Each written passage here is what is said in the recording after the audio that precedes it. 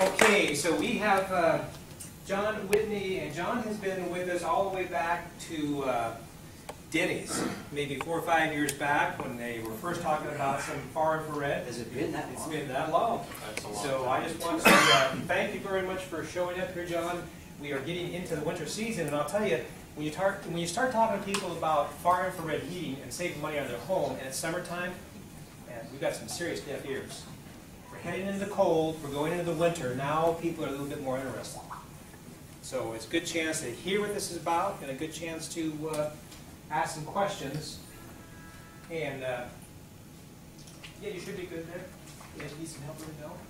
Did you get the power for it? Yeah, you did. Okay. Yeah, we might have some operator error here. Okay, well, if you get, There we go. There we go. So we'll let this thing jump back up. And I think it's good. It'll do it. Yep, there we go. Okay. Thank you, John. Thank you, Dan. Thanks, everybody, for being here on your Saturday afternoon. Quick little rundown. I've been a heating contractor in the state of California for a little over 35 years. I actually grew up in the business. So, having said that, I have seen a lot of heating products, air conditioning products come and go. I have not, and Dan can contest to this, I have not put my name on any of them except now. This is the only one that I've really gotten excited about, and I'll tell you why. These products, oh, I prepared a PowerPoint presentation, but I might turn left at some point, so I get kind of excited and go off doing other things. So, but I got into this, basically, number one, it's a great product, and number two, the amount of utility bills that you can save on. It's just incredible. Real quickly, I converted my home about 3 years ago. Yeah, it's about 3 years ago. I live in Northern California. I have all propane. Anybody who is on propane knows what, you know how expensive it is. Now, the very first month, this was in August, which was pretty mild, it wasn't even cold yet. The very first month when I converted my home to all infrared panels, I saved $150 on my utility bill. January and February are usually the worst months for me. It's not uncommon for me to get a $400 or $500 bill for propane. My propane bills now are consistent $45 a month. Of course, my electric bill went up, obviously, because I'm using all electric now. But the savings I had for January and February were just about $350 each month for utility bills.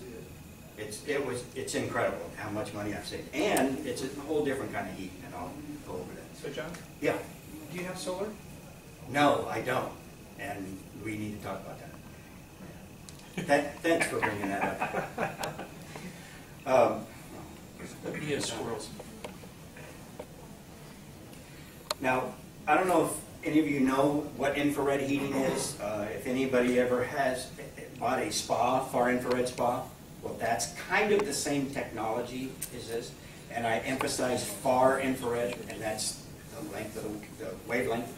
But let me go through I'll tell you what infrared is not. And there are 3 types of heating. There are conduction, which is on the screen. There's convection, which probably everybody has a forced air furnace and knows about, you know, the drafts and the noise and everything else. And then there's infrared. Conduction basically is transfer.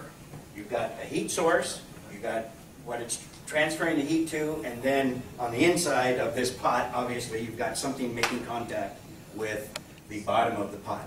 Okay, that's how conduction works. It just transfers energy from one source to another.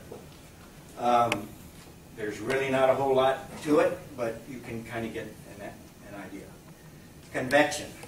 This is probably 95% of most homes have some form of convection. Now, whether it's baseboard heat is convection. It has to reach, the baseboards have to reach 180 degrees before they will even start to convect, to have that flow. But most of them are forced air. Hot air systems, radiators, moving air. That's That's the mobile. You've got heat coming out, going back in to be reheated at the furnace. Okay? Not a whole lot there. The only thing different with convection is, of course, we have a lot of these issues. Indoor air quality. And I will touch on that a little briefly later on about how Southern California, the San Diego, University of California at San Diego built a new project for their student housing, and they used all infrared, and we'll go over that too, and how much, and they actually got LEED Platinum certified for that because they used infrared. So convection is convection, it moves air. Okay, then there's infrared. Everybody has stood out on a hot day. You can go out on the patio, and you're going to have the benefits of infrared heating. The only difference is that this infrared heating and the sun, of course, we don't have the UV rays. We don't have any of the damaging light waves from the sun, like we have from the sun. But with infrared, you don't. It's invisible. It has no medium for transport. Obviously, what it does, it's really just photons. Okay, it produces photons. It's invisible light waves that go out, get absorbed by objects, gets absorbed by you and I, and that's where you get. Then once the objects are warm, that's what transfers the heat. Okay? So the primary advantage, obviously, is the objects can store heat. And the big advantage to that is, I don't know, now when I was younger, my mother always told me to close the door behind me because we're letting the heat out. Okay? This won't do that because we're not heating the air. We're heating objects. Now, the objects themselves become a heat sink. And if anybody are familiar with the inside of computers, they have heat sinks. They absorb the heat. That's what happens. You don't lose heat when you open a door because the objects are still warm. You're not going to get that draft. You're not going to get anything like that. Again, it's the same thing as sun shining on a brick. Okay, how many times we've been out, the sidewalk, everybody goes out and fries an egg on a sidewalk kind of thing? Okay, well, guess what? That's the same kind of deal.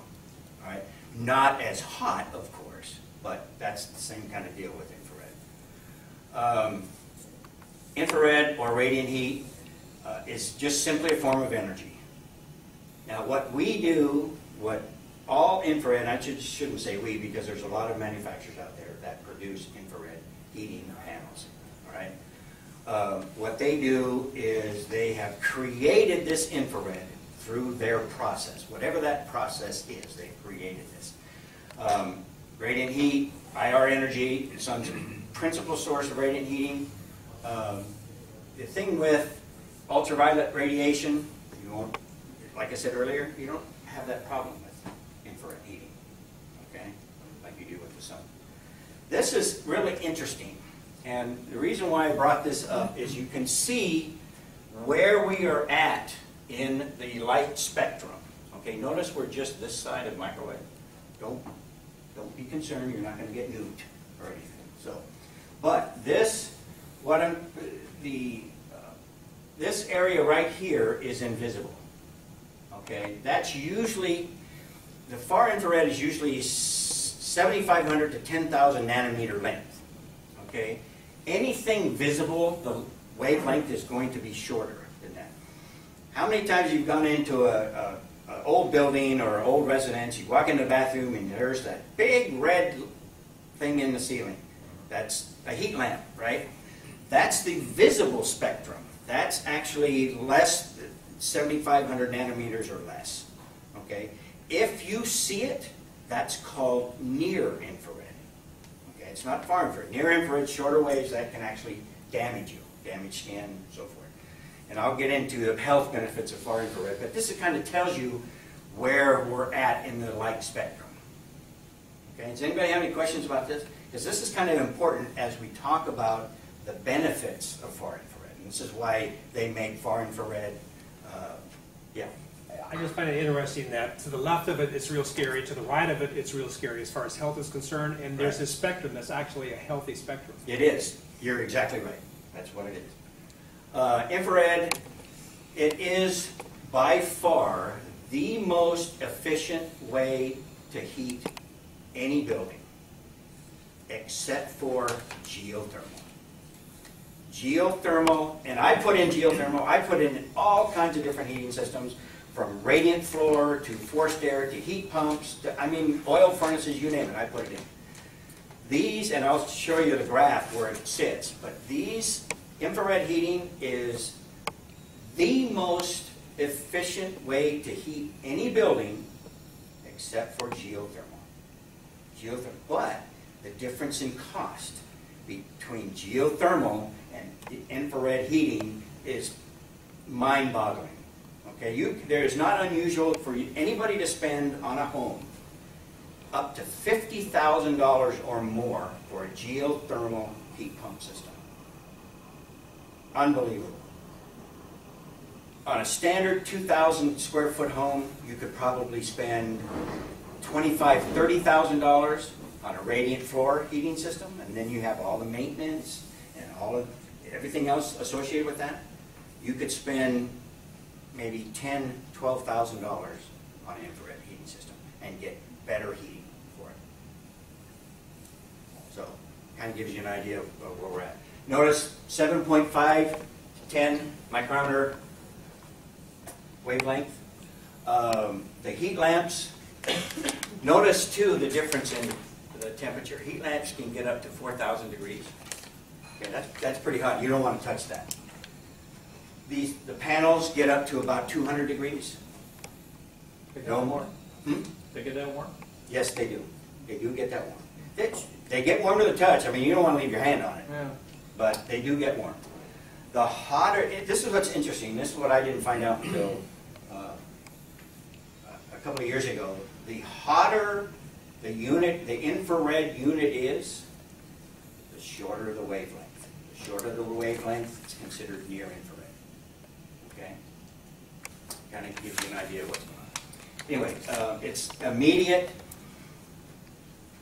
Does anybody here have a radiant floor heating system in their home? You do? Okay. When you're gone for a long time, do you leave the system on? You do. Good.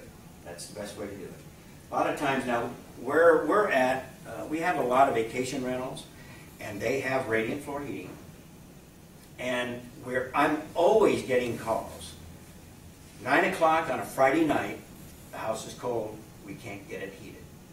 Because they have radiant floor. It has to start from 50 degrees, warm this huge mass before it'll even start emitting the radiant heating. Okay? Before you're even going to start to feel it. With infrared electric, it's almost immediate. Now, I tested my home. From 60 degrees, 59, 60 degrees to 70 degrees, it took 20 minutes to raise that much. My forced air heater didn't even do that. 20, 25 minutes to do it. And my home, it's about 1,500 square feet. I should have about 14 of the 2x2 panels. It's all based on wattage, how many watts per square foot you need to heat your home. I have 11, and it works great. I have not changed my window. My house was built in 1979, has all single pane windows, and it's 2x4 construction. So you can tell how energy efficient that home is. It still works great with less panels than what it's designed to work with. Okay? Primary advantages, doors and windows are open, you're not going to let the heat out. Traditional heating, and here's another thing too, with forced air heating, you've got not only the losses of the unit, you have the losses of the ductwork. Okay, and depending when that ductwork was installed, if it was installed in the last 5 years, it's probably the duct loss is 6% or less. If it's prior to that, it could be up to 25, 40, 50% duct loss. Duct could be sitting down on the ground in a crawl space. You wouldn't even know it. Except for maybe that room might be a little cooler. So that's something else to think about. Or if you have, say if it's a production home, the insulation is 4.2 versus what it should be now at 6, the R value minimum. So you have that as well. Radiant heating, how it works, pretty self-explanatory. It's like if you, I had a video on here, but I didn't want to put it on, but if you took a rubber ball and shot it off the wall, and where it bounces, that's radiant heat right there. The difference is you've got a lot of little rubber balls being produced in this room. I mean, whatever it touches, it's going to heat. Now, the reflective surfaces, the more surfaces that can absorb the heat, the better. The reflective surfaces do get hot, get warm, I should say. You can't tell the difference. But they take longer, any reflective surfaces. So the more objects you have in the room or more bodies you have in the room, it's going to absorb the infrared. So kind of gives you an idea. Health benefits.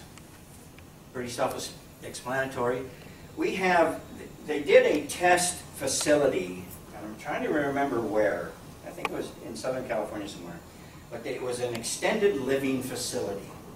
And this is third-hand information. I didn't see it firsthand. But they put it's T-bar ceiling, laid all of the T-bar in the ceiling, or all of the panels in the ceiling. Okay. After about 6 months of heating this, people, and again, this is third-hand information, but people in wheelchairs because of bad arthritis and stuff were getting up.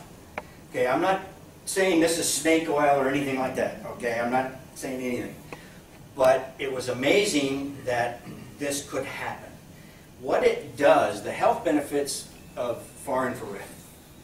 The skin will absorb far infrared. Okay? The longer the wave infrared, the more the body will absorb it. What that does is it creates almost like a vibration. The molecules start to vibrate. You're not going to be bouncing around the floor or anything. It's not going to vibrate that much. But the molecules in the bloodstream set up a vibration. And when they do that, they will start to carry more oxygen to affected areas. Basically, better oxygenated blood. And it also acts as a vasodilator.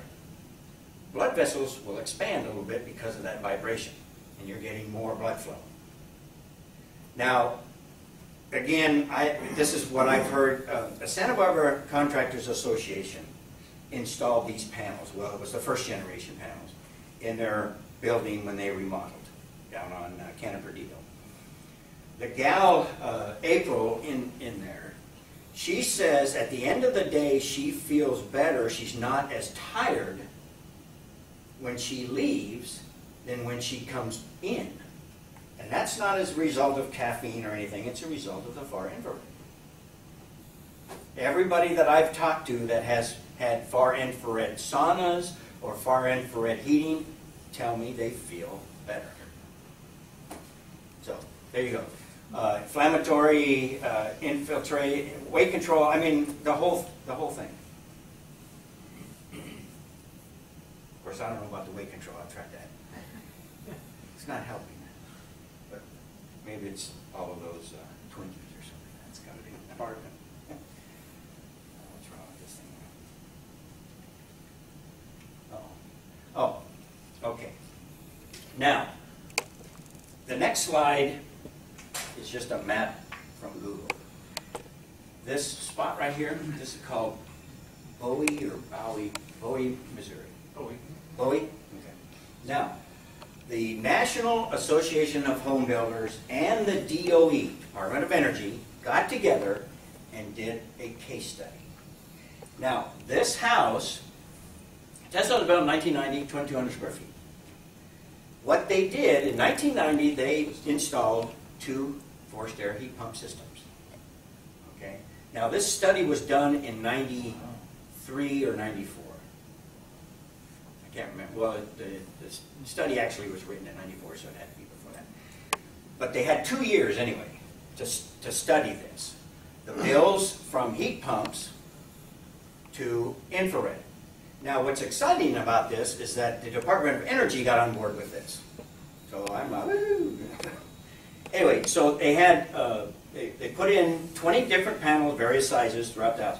This is what's amazing. Out of 2,200 square feet, they were actually able to get 13 zones of heating. How the heck did they do that? What are they, little rooms? Tiny rooms? 13 zones. Anyway, I'm so, starting to do that. what's that? I'm starting to do that with hot water. Oh, really? Yeah.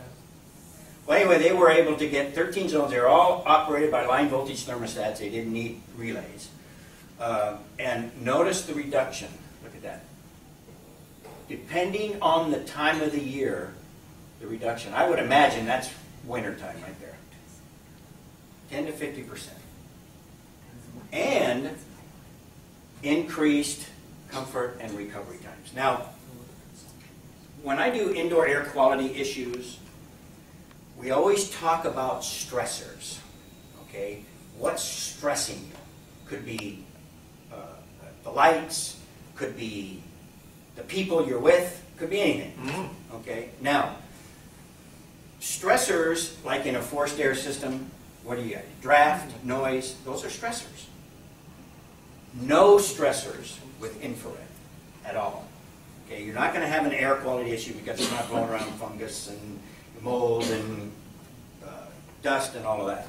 Okay, so it's actually better for people who are not or who have asthma problems or any kind of respiratory issues, things like that. Much better for that. Although I will say this, with a forced air system, there are products available where you can clean the air, purify the air, things like that. Okay, so it's not, forced air systems are not all that bad. Just radiant infrared is better. That's all. So anyway, so this study here, it's like 6 or 7 page report, and I have it if you guys want to see it. But it was amazing. Now, it wasn't with our infrared, but infrared is infrared. Anybody who makes infrared panels pretty much have the same thing. It's all about wattage. The difference is the quality of panels. That's the only difference. Okay? Wattage, quality of panels. Now I represent 2 companies. One's Presteel and one's Ducaterra. Ducaterra, I call it the builder model, just because it's a one-trick pony. You hang it on the ceiling, you hardwire it in, you're done. For steel, you have all kinds of options. Could be portable, hang it on the wall, plug it in. You could, I mean, there's so many options. I can't even go through them all. But this is the one of the companies I represent. Ducaterra, they're out of Olympia, Washington. That's where they make them. All U.S. made. All of this description here pretty much is across the board with infrared. Okay, it's just not proprietary with Ducaterra. Okay, eco-friendly. Another thing, you can zone them. Every room can be a zone. You can have one main one like you do with forced air. So a lot of people, what I'm hearing too is a lot of people, well, we don't use the guest house and we don't use this, so we like to close it off. Well, with forced air, if you close off registers, you could actually make the system worse. Because that furnace is only going to put out so many BTUs, period. Whether you have that air blowing in that room that you're not using or not, it doesn't matter. Now, what people don't realize is that room is part of that building envelope. Say we have a square home. Well, all 4 sizes, anything within that is called a building envelope. Your heat loss are outside walls. If you start closing off rooms, unless the interior walls are insulated, you're going to get heat loss to it. Plain and simple. And you're not saving yourself anything. As a matter of fact, if you can, I will say this, if you close off more than 20% of the registers, you're doing your system harm. Because that means the bonnet temperature inside that furnace is getting too hot, more than what the manufacturer represents. And when that happens, that heat exchanger expands and contracts, expands and contracts, expands and contracts. What happens when you do that to metal? Pretty soon it breaks, right? Just forewarning. Ducatera, green heating solutions. I do have a graph in here, but you can notice monthly cost, installation costs, panels versus geothermal, ductless heating, and all the benefits of infrared. Notice an electric baseboard. Oh yeah, it's cheap to put in, but look. Love it. Oh yeah. You know, I love when people call me and say, well, we have electric baseboard, what can we do? It's a done deal. This is their construction. They have it's basically 4 parts really. Backside, or that's the room side. This is the back panel, insulation, and wire element inside that creates the infrared. And these are the different sizes and different wattage. Pretty simple. Not, like I said, a one-trick pony. They don't do much more than that. If you want good infrared, and you have a budget, there you go. Then there's Steel. This is the company that I get excited about. I've been with this company now for 8 years. When it first started out as Lexin, L-E-X-I-N. It was a German company that they bought the rights to, came over to the U.S., started producing it. Okay, Lexin is no longer. Reason for that is because they had quality issues. That it was a heavy unit, it was glass, the glass was breaking, blah blah blah. So they put themselves then they came out with called Future Energy Products of America, and that didn't work. So then they went on a hiatus for about 1.5 years, and this is what's so impressive about this company. They stopped everything for about 1.5 years, cost them millions of dollars, to research other products. They came up with a French thin film. This is basically it. Right here. This thin film is in this panel. Right here. Okay, it doesn't have a wire element. This is called a solid state element. That's all there is. Now, this technology has been used in Europe for over 20 years. They actually use this film to heat trains. They use it for de-icing on airplanes. They have all kinds of different uses for it. Wherever they need heating, they're using this. Now, you folks probably already know this. Europe is far ahead of us in energy efficiencies. It's unbelievable. So when we found this, they went with it. Since that time, Steel USA has bought all of the, this is ELO, it's a company, ILO, out of Sweden, I think. I think it's Sweden. Anyway, they bought everything. So everything now has been transferred to the United States, and these things are made in Spokane, Washington. So they have 100% control of everything, quality and everything. And the reason I bring this one up, you notice all the little circles on it? Okay. This did not make the grade. They have a light table that they individually, every film before it goes into a panel, they inspect it. Even though it's been electronically inspected for continuity and all of that, they check all of that.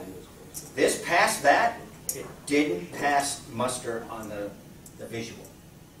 They did not feel comfortable with it. This is how quality control is with them. That's why I'm pretty proud to represent them. Now, here's another benefit of Steel.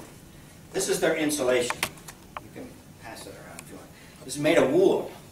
Now, they are doing a project right now, actually a couple of projects, for hospitals. And one of the requirements was you couldn't have any fiberglass. You couldn't have anything in these surgery rooms that could complicate, have any kind of indoor air quality issues. Okay? They went with wool because it's organic, all of that. It's a little more expensive to use that, but that's the best insulator you can have right there.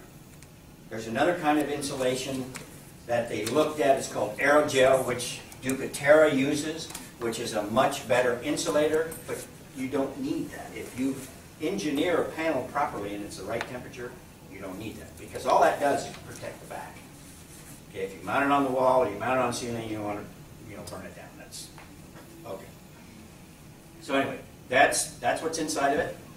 That's how it's made. There's the insulation right there. We have a temperature control, high limit control in there. Pretty basic. For steel technology, boats, planes, automobiles, you have it. Same kind of deal. This is a site mirror, by the way. Now, student housing. This is one I want to get into real quickly. University of California, San Diego got LEED Platinum using infrared heating to heat all of their student housing units.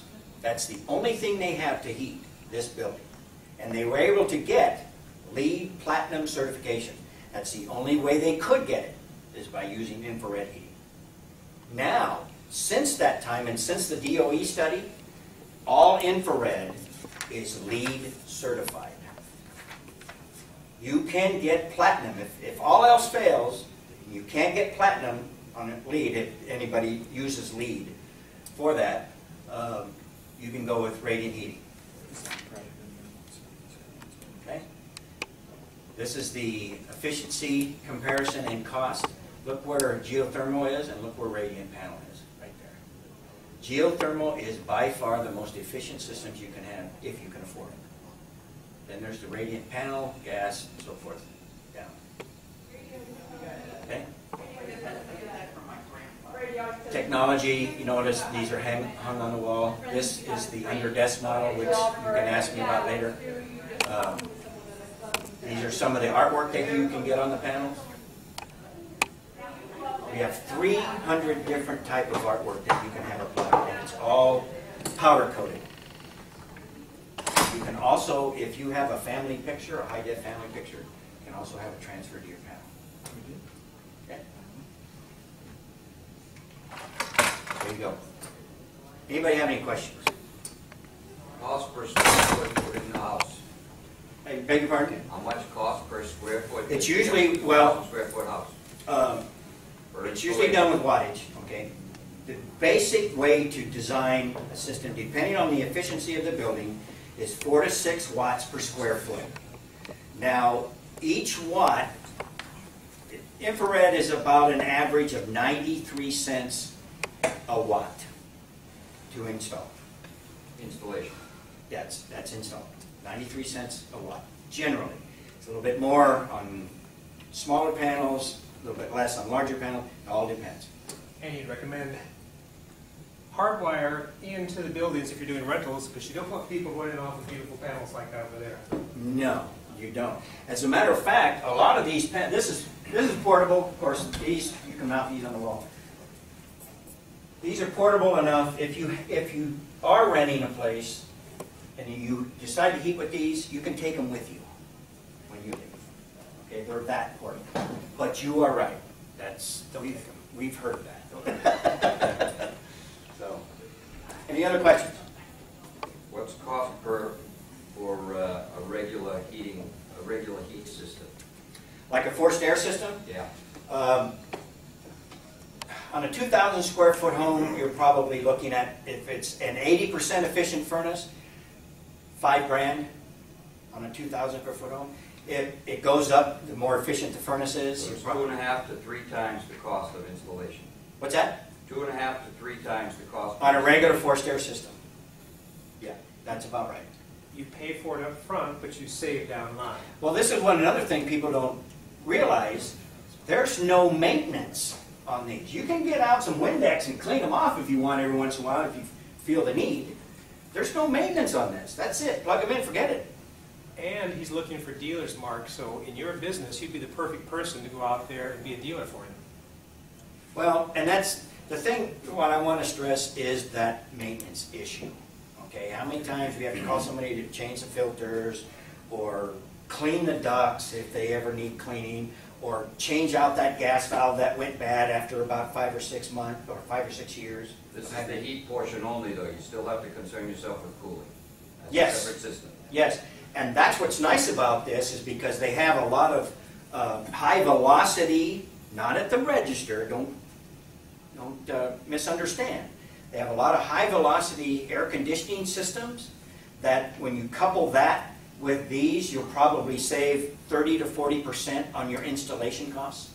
Because the high velocity air conditioning system, I'm not talking about ductless, but the high velocity system will only use 3-inch ducts, and you can put them inside the walls and go anywhere you want with them. So, yeah, okay. There you go. He's here, he's got handouts here. When we're through, you know, Terry, whatever you guys want to do, get back to John. He's looking for dealers, so I want to thank you, John, very much. Now, everybody here, if we go over, like, instead of eating at 4, if we go over to 4:15, has anybody got a problem with that if we go a little bit later? Is that okay? As long as Fess Parker or staff doesn't come in here and start picking us up and moving us out, we're okay? And let's bring Terry up here. Terry Hale, thank you very much. And he's going to need a little bit of time to get his computer plugged in, so if you want to run back and grab a little more wine, a little more food, now's a good time to do that. And Terry said that the traffic wasn't that bad coming up. Wasn't bad at all. Are you going to be filming me? Yeah, we'll be doing the Then video. when I give you the cue, then kill it. Okay. Okay. Yeah, Okay. that's fine.